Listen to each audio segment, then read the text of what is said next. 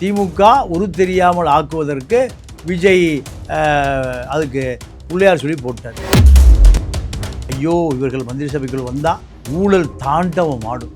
Already கேஸ்லாம் இருக்கு. CBI வரை இவங்களுக்கு வழக்கு இருக்கு. ஒவ்வொரு வருடமும் பல லட்சம் கோடி மக்கள் பணம் கொள்ளையடிக்கப்பட்டு வைக்கப்பட்டிருக்கிற மிகப்பெரிய கொள்ளைக்காரர்கள் சார். ஆனால் ஒவ்வொரு மண்டலத்திலையுமே சக்தி வாய்ந்த SP Velumani, CV Shanmugam, Vijayabaskar, MR விஜயபாஸ்கராக இருக்கட்டும், தங்கம் வேலுமணி எல்லாருமே இருக்கட்டும் சார். இவங்க எல்லாரும் இழக்கிறது எடப்பாடி அவர்களுக்கு ஒரு இழப்பீடு இல்லையா சார்?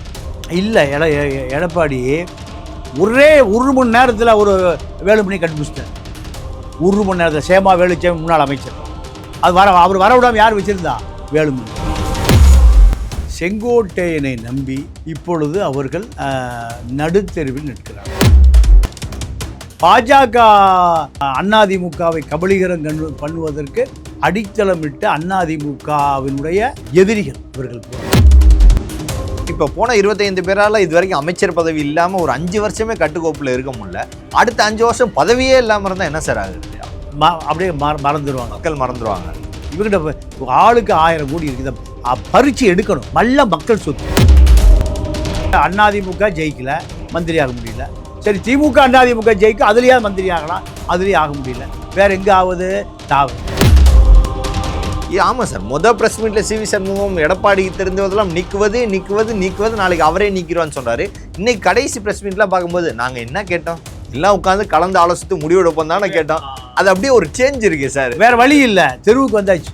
இப்போ இவர்களெல்லாம் ஓபிஎஸ், நவீன ஓபிஎஸ். அனைவருக்கும் வணக்கம். இன்றைய நம்ம நேர்காணல் நம்முடைய இணைந்திருப்பவர் மூத்த பத்திரிகையாளர் திரு பாண்டியன் அவர்கள். சார் வணக்கம். வணக்கம். ப்ரெஸ் மீட்ல சிவி சண்முகம் எடப்பாடி தெரிஞ்சதெல்லாம் நீக்குவது நாளைக்கு அவரே நீக்கிறோன்னு சொல்றாரு. இன்னைக்கு கடைசி ப்ரெஸ் மீட்லாம் பார்க்கும்போது நாங்க என்ன கேட்டோம், எல்லாம் உட்காந்து கலந்து ஆலோசித்து முடிவெடுப்போம் தானே கேட்டோம். அது அப்படியே ஒரு சேஞ்ச் இருக்கு சார். வேற வழி இல்லை, தெருவுக்கு வந்தாச்சு. இப்போ இவர்களெல்லாம் ஓபிஎஸ், நவீன ஓபிஎஸ்கள். நவீன ஓபிஎஸ் இப்போ எங்கே போய் சேர்றாங்க? ஓபிஎஸ் இப்போ எங்கே இருக்காரு? திமுக. அதே நிலைமை தான் இவங்களுக்கு.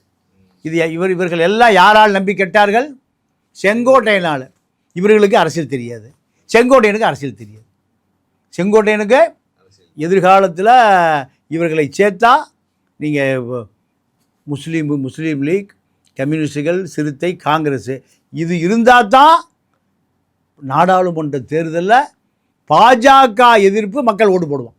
திமுக அடித்த 40 சீட் அடிக்கணும்னா இந்த கும்பலை வச்சுருந்தா ஓட்டு கிடைக்காது. எந்த கும்பலை? ஓபிஎஸ் கும்பலை, நவீன ஓபிஎஸ் வச்சுருந்தா ஓட்டு கிடைக்காது. இவர்களை வைத்திருந்தா திமுக ஜெயிச்சுது. அப்போ எது முக்கியம்? ரெண்டு தான் முக்கியம். இதை செங்கோட்டையனுக்கு தெரியாது. செங்கோட்டையனுக்கு அரசியலை இதில் குரூப் ஆயிடுச்சா? அரசியல் தெரிந்திருந்தால் இவர்களை இழுக்காமல் இவர்களை வைத்து ஆட்சி அதிகாரத்துக்கு வந்திருப்பார்.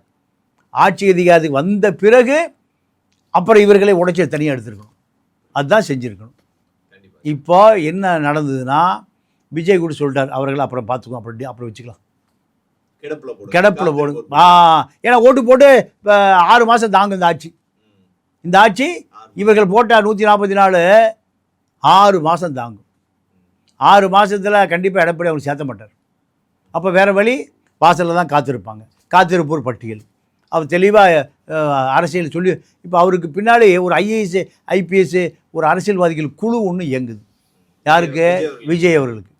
இது யார் உருவாக்கி கொடுத்ததுன்னா, ஐஆர்எஸ் அதிகாரி ராஜ்மோகனுடைய அலுவலகத்தில் தேர்தலுக்கு முன்பே இந்த குழு ஃபார்ம் ஆயிடுச்சு. அங்கே பல நீதிபதிகள், ஓய்வு பெற்ற நீதிபதிகள் உட்பட ஒரு குழு ஃபார்ம் ஆயிடுச்சு. இந்த குழு தான் இப்போ வழி நடத்துது. அப்போ இவங்களோட நிலைமை என்ன சார்? 25 பேரோட நிலைமை என்ன? நிலைமை 6 மாதம் அதிமுகன்னு சொல்லிட்டு 6 மாதம் கழித்து தகுதி அமைச்சர் பதவி கனவெல்லாம் போய் எம்எல்ஏ பதவியும் போயிடும். போன பிறகு தாவேக்காவில் இவர்கள் இணைவது அப்புறம் முடிவு பண்ணும். அப்புறம் முடிவு பண்ணும். இப்போ அதுக்குள்ளே ஒரு இடைத்தேர்தல் திருச்சி கிழக்கில் ஒன்று வந்துடும். இந்த இடைத்தேர்தலில் கண்டிப்பாக இவர்களுக்கு சரிபாதி மீதி தாவேக்கால் தான் நிற்க போகிறான். இப்போ 25 பேர்னா 15 பேர் அதிமுக விலகி வந்தவர்களுக்கு 10 பேர். ஏன்னா தாவேக்கால் தன்னுடைய ஆள், அதிமுக ஆள் இதெல்லாம் அரசியல். இது செங்கோட்டையனுக்கு தெரியாது சார். ஆனால் ஒவ்வொரு மண்டலத்துலையுமே சக்தி வாய்ந்த SP Velumani, CV Shanmugam, Vijayabaskar, MR விஜயபாஸ்கராக இருக்கட்டும், தங்கம் வேலுமணி எல்லாருமே இருக்கட்டும் சார். இவங்க எல்லாரும் இழக்கிறது எடப்பாடி அவர்களுக்கு ஒரு இழப்பீடு இல்லையா சார்? இல்லை, எடப்பாடி ஒரே 1 மணி நேரத்தில் ஒரு வேலுமணி கண்டுபிடிச்சிட்டார். 1 மணி நேரத்தில் சேமா வேலுச்சாமி முன்னாள் அமைச்சர். அது அவர் வர விடாமல் யார் வச்சுருந்தா? வேலுமணி. இவர் போனால் அவர் நீங்கள் அது இராணுவத்தில் துப்பாக்கி சண்டை பிடிச்சிட்டு இருப்பான். ஒருத்தர் செத்து விழுந்தான்னா இவன் துப்பாக்கி பின்னாடி எடுத்துக்கும் இல்லையா? யுத்தம் நிற்காது, யுத்தம் போயிட்டே இருக்கும். ஒரு ஆள் செத்தா பின்னாடி இருக்கிற முன்னாடி வந்துடுவார். அவர் போனால் அடுத்து அப்படி சைக்கிள் சக்கரத்தை போல. சிவி சண்முகம் போயிட்டார், அங்கே பசுபதினு ஒருத்தர் வந்துட்டார். சிவி சண்முகத்தோட வீரியமாக இருக்கார். பூந்து அடித்து உடைச்சி கட்சி ஆஃபீஸை பூரா கட்டுப்பாடு எடுத்துட்டார். இப்போ சிவி சண்முகம் அவங்க அண்ணன் ராதாகிருஷ்ணனும் வெளியிலேயே வர முடியல, அந்த அளவுக்கு டேக் ஓவர் அது அதே போல் புதுக்கோட்டையில் விராலிமலையில் அவர் மாவட்ட செயலர் போட அவர் கோனார், இவர் கல்லர். அவர் அடித்து துவாம்சம் பண்ணி கலவரமாகி போலீஸ் எல்லாம் போட்டு கட்சி ஆஃபீஸ் அவர் 2 ஊருக்கு போயிடுச்சு. பாப்பிரெட்டிப்பட்டியில் அன்பழகன், இப்படி எல்லா மாவட்ட செயலாளர். ஏன்னா இவர்கள் பூரா வயசாகி தென்னாவட்டா நடக்க முடியாமல் ஃபுல்லாக இருப்பாங்க. புதுசாக வர்ற இளைஞர் என்ன பண்ணுவான்? நம்ம எம்எல்ஏ ஆகணும், நம்மளை இவ்வளோ நாளாக வளர விடாமல் பண்ணி வச்சுருந்தார். இப்போ அவர் இடத்துக்கு நம்மளே வந்துட்டோம், அடித்து தூக்கு. இதில் அட்ரஸே இல்லை. 25 பேருடைய முகவரி தேடப்படுகிறது. முடிஞ்சு போச்சா? இதுதான் அதிமுக.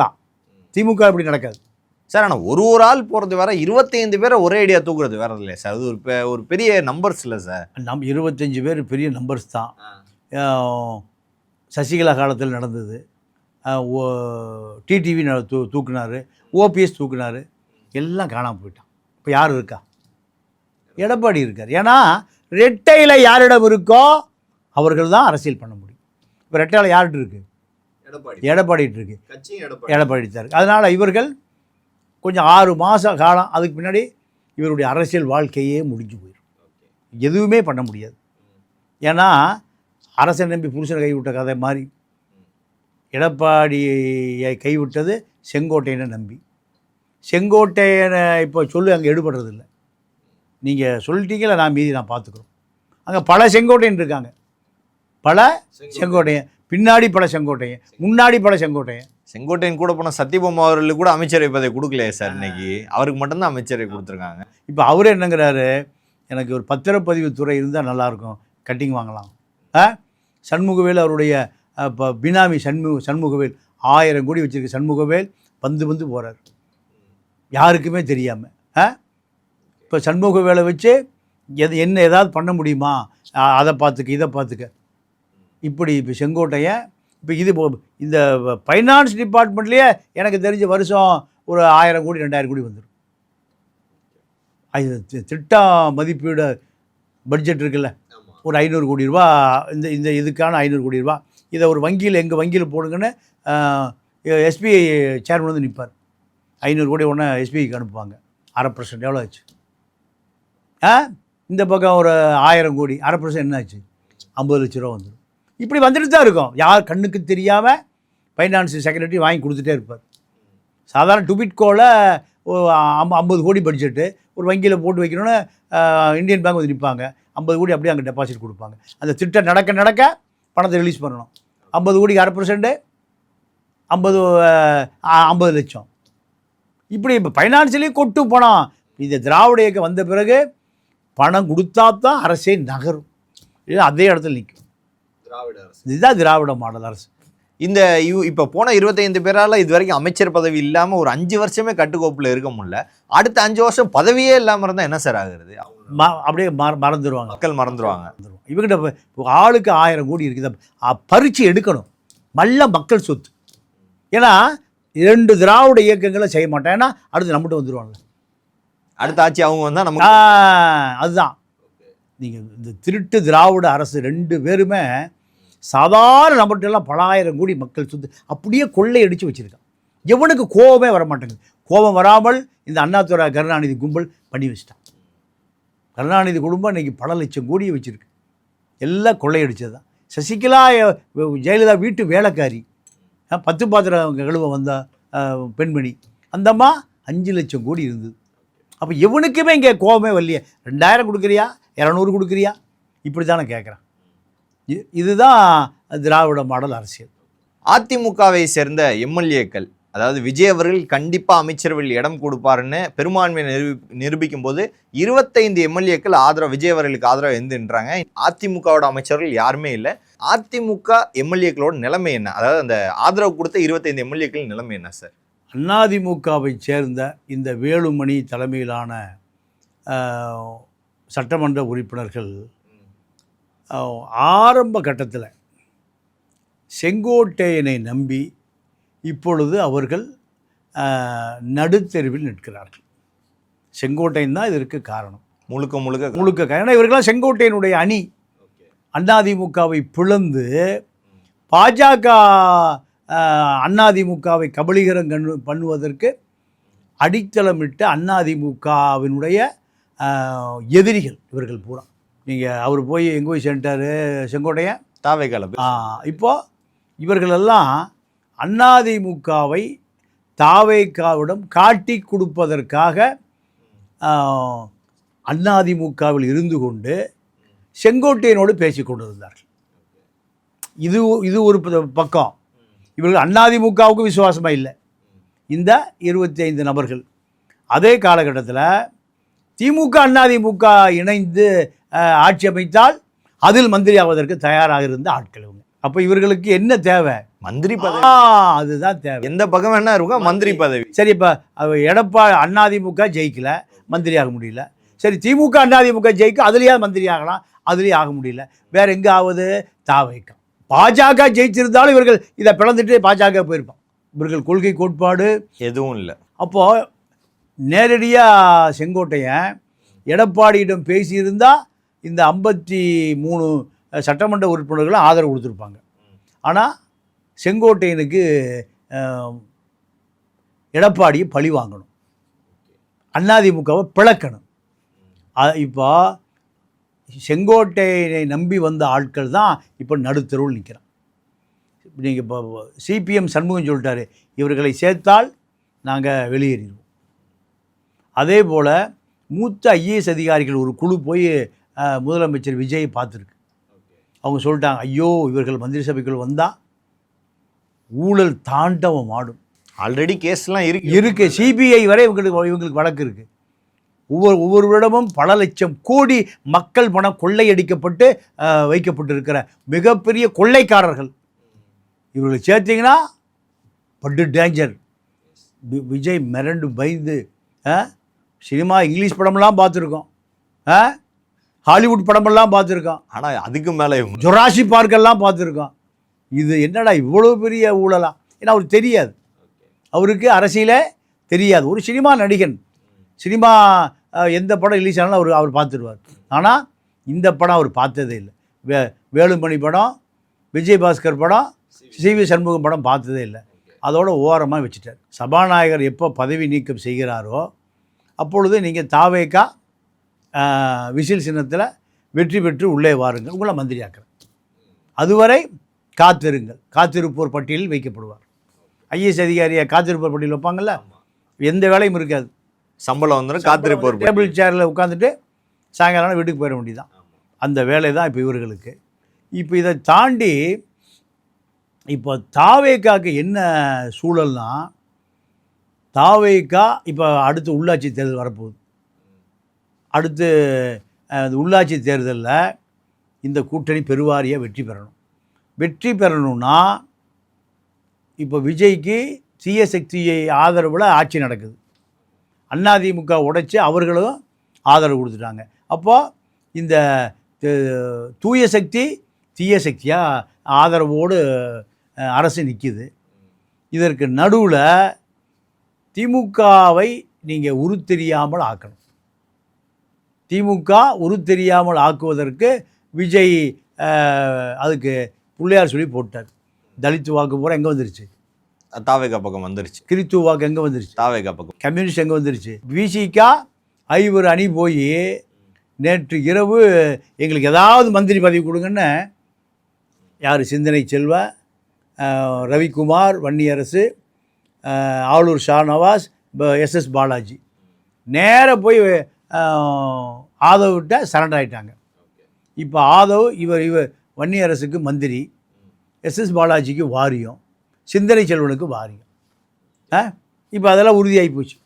திமுக அணியிலேருந்து அப்படியே அங்கே கழட்டி விட்டு எங்கே வந்துட்டாங்க, தாவேகா பக்கம். அப்போ தலித்து வாக்கு முதல்லையே போயிடுச்சு. மீதம் இருக்கிற திமுகவிலேருந்து கிறிஸ்தவ வாக்கு, இஸ்லாமிய வாக்கு எல்லாம் கல்வி இஸ்லாமிய வாக்குக்காக இப்போ இந்த இந்திய யூனியன் முஸ்லீம் லீக் அதுவும் இங்கே வந்துருச்சு. அந்த சூழலை பாஜக எதிர்ப்பு அரசியல் தான் திமுக வைத்திருந்தது. காங்கிரஸும் வெளியே வந்துருச்சு. இப்போ திமுக யார் இருக்கா, ஒருத்தருமே இல்லை. திமுக கூட்டணியில் யாரும் இல்லை. இனி பாஜக பூதத்தை காண்பிப்பதற்கு காங்கிரஸும் இல்லை. சரியா? அப்போ திமுக அழிந்தே போய்விட்டது. திமுக இருக்கிற முஸ்லீம் வாக்கை பிரித்தால் 10% தான் திமுக. சீமான் கட்சிக்கு இருந்ததில் 8%. அதே நிலைமை திமுக வந்துடும். இப்போ அதனால் தாவேகா இந்த கூட்டணியை விடாமல் வைத்து கொண்டு இருக்கிறது. எந்த கூட்டணியை? கம்யூனிஸ்ட், முஸ்லீம் லீக், சிறுத்தை, காங்கிரஸ், இந்திய யூனியன் முஸ்லீம் லீக். நீங்கள் ஐயூஎம்னு ஏதோ ஜப்பான் கட்சி நினச்சிக்குவாங்க மக்கள். இந்திய யூனியன் முஸ்லீம் லீக்லாம் சொல்லுங்கள். நிறைய பேர் அது தெரியாது மக்களுக்கு. இப்போ தான் ஒரு 15 நாள் ஐயூஎம் இந்திய யூனியன் முஸ்லீம் லீக் அப்போ தான் மக்களுக்கு தெரியும். அப்போது இந்த கூட்டணியில் முஸ்லீம்கள் உருவி எடுக்க வேண்டியிருக்கு. யார்கிட்ட இருந்து? அதுக்காக யார் தேவை? காங்கிரஸ், கம்யூனிஸ்ட்டு, சிறுத்தை, இந்த யூனியன் முஸ்லீம் அவ்வளோ பேரும் தேவை. அப்போது இவர்கள் முக்கியம் இல்லை. யார் முக்கியம்? இப்போ அந்த வேலுமணி அணி தேவையில்லை. வேலுமணி அணிக்கு தாவேகாவை விட்ட வேறு வழி இல்லை. எடப்பாடி அவர்களை கடந்த தேர்தலில் காப்பாற்றினது வன்னியர் பெல்ட் அப்படின்னு சொல்கிறாங்க. வன்னியர் ஓட்டு இல்லைன்னா இந்த அதிமுகவில் பெருமளவு சரிவு ஏற்பட்டிருக்கும். வன்னியர்கள் காப்பாற்றிட்டாங்க. அடுத்த முறை இன்னும் கொஞ்சம் பலமான கூட்டணி எடப்பாடி அவர்கள் தேவைப்படுமா? அதிமுக காப்பாற்றினா வன்னியர் மட்டும் போகாது, இன்னும் பெரிய கூட்டணி தேவைப்படுமா சார் அடுத்த தேர்தலாம் வந்துச்சுன்னா? இல்லை, இப்போ விஜய் 35% வாங்கியிருக்கார், எடப்பாடி 25% வாங்கியிருக்கார் இல்லையா? இது திமுக அத்தனை கூட்டணி சேர்ந்து 25 தான் வாங்கியிருக்கு. இப்போது எது அதிகமான வாக்கு வங்கி வச்சுருக்கு? அதிமுக தான். ஒன்றுமே இல்லை, தனிச்சா நின்று 25% வாங்கியிருக்காரு. பாஜக பார்ப்பனர்கள் பூரா அதிமுக ஓட்டே போடலை. மயிலாப்பூர் மாம்பழம் ஏடிஎம்கே ஜெயிச்சிருக்கணும்ல, தாவேகா தான் ஜெயிச்சிருக்கு. புஷி பாண்டிச்சேரியில் தான் வந்து ஜெயிச்சிருக்காரு. சத்யா ஜெயிக்க முடியலையே. அப்போ பார்ப்பனர்களை யாருக்கு போடல? மயிலாப்பூருக்கு மாம்பழத்துக்கும் போடலை. எடப்பாடி அதிமுக வாக்கு 25% அப்படியே இருக்குது. இப்போ முதலமைச்சராக வர்றதுக்கு இன்னும் 10% வேணும். கடுமையாக எதிர்க்கட்சி வேலையை பார்த்தால் ஒரு 10% வாக்கை மடைமாற்ற முடியும். அதை 2021-24 எடப்பாடி எதிர்க்கட்சி வேலையை பார்க்கல. திமுகவுக்கு கட்டிங் கொடுத்துட்டார், 10,000 கோடி பணம் கொடுத்துட்டார், வழக்கே போடாதுன்னு. அவனும் வழக்கு போடலை. இதோடு என்ன பண்ணிட்டாரு? திமுக அதிருப்தி நமக்கு ஓட்டாக வரும்ல, அந்த கணக்கில் இருந்தார். அது எங்கே போயிடுச்சு? விஜய் கணக்காக போயிடுச்சு. அதனால தான் எடப்பாடி தோல்வி. இப்போ எதிர்க்கட்சி அரசியலை பண்ணணும். பண்ணினால் அதிமுக தப்பிக்கும். இல்லைன்னா அதே 25 தான் 5 வருஷம் ஆனாலும், எத்தனை வருஷம் ஆனாலும் அரசியல் பண்ணணும்ல. ஆனால் கேடாஸ் இந்த உள்ளாட்சி தேர்தலே பிரிஞ்சு போயிடுவாங்களோன்ற ஒரு எண்ணம் இருக்குது சார். அதிமுக இருக்கவங்களாம் மாறிடுவாங்களா? இல்லை, அதாவது இப்போ ஆர்எஸ்எஸ்ஸில் இருக்கிற பாஜக பூரா அப்படியே தாவேக்கா போயிட்டான். தலித்துக்கள் திருமா கோஷ்டி பூரா தாவேக்காவை போச்சு. அதிமுக இந்த இடத்துலையும் 25% வாக்குகளை, அதாவது 30 வயசுக்கு மேலே அதிமுக வாக்கு வங்கி 40, 50, 60, 70 இது பூரா இரட்டை இலை வாக்கு வங்கி தான். அது சேதாரமே ஆகாமல் அப்படியே எடப்பாடிகிட்ட பத்திரமா இருக்குது. ஆனால் காப்பாற்றன்னா அடுத்த எதிர்கட்சிக்கு இப்போ எங்கே திரும்பினாலும் எங்கே ஊழல் நடக்குன்னு எடப்பாடிக்கு தெரியும், எடப்பாடி ஆட்களுக்கு தெரியும். ஏன்னா இவர்கள் வாங்கிட்டு இருந்தால் தானே. அப்போ இதை எக்ஸ்போஸ் பண்ணணும். இன்னைக்கு சமூக வலைதளம் வந்துருச்சு, பெரிய அளவில் மக்கள்கிட்ட ரீச் ஆகுது. போய் எந்த சின்ன தப்பு நடந்தாலும் நீங்கள் ஈரோட்டில் சட்டமன்ற உறுப்பினர் பேர் ஆனந்தமோகன், ஈரோடு கிழக்கில் அவர் வெற்றி பெற்ற பிறகு கலைவாணின்னு ஒரு சன் டிவி ரிப்போர்ட்டு தான் அவருக்கு அந்த ஆனந்த மோகனுக்கு பிஆர்ஓ. ஜெயிச்ச உடனேயும் அந்த அம்மா எங்கே போயிருக்குன்னா ஈரோடு எஸ்பிகிட்ட போயிருக்கு. ஈரோடு எஸ்பி என்ன பேருனா கிரண் சுருதி ஐபிஎஸ். கலைவாணியை போய் எஸ்பியை பார்த்துட்டு உங்கள்கிட்ட இருக்கிற க்ரைம் ஃபைலெல்லாம் எடுத்துகிட்டு எம்எல்ஏ ஆஃபீஸுக்கு வாங்க. எங்கே? ஆமாம், ஏட்டையா சொன்னால் வருவார். ஏட்டையோட வரமாட்டார்.